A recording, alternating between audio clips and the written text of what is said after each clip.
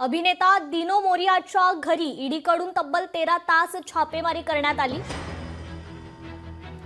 तर अभिनेता दिनो मोरियाच्या घरी 13 तास ईडीची कारवाई केलेली आहे। मिठी नदी गैरव्यवहार प्रकरणी दिनोच्या वांद्रे येथील घरी ईडीकडून कारवाई करण्यात आलेली आहे।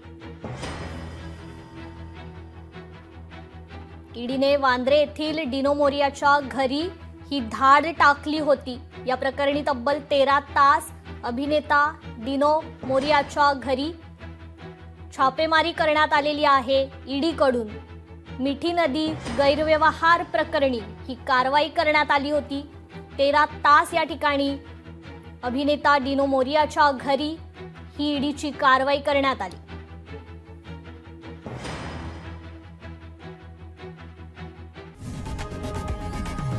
लोकशाही मराठी ऐका, पहा, जागरूक रहा।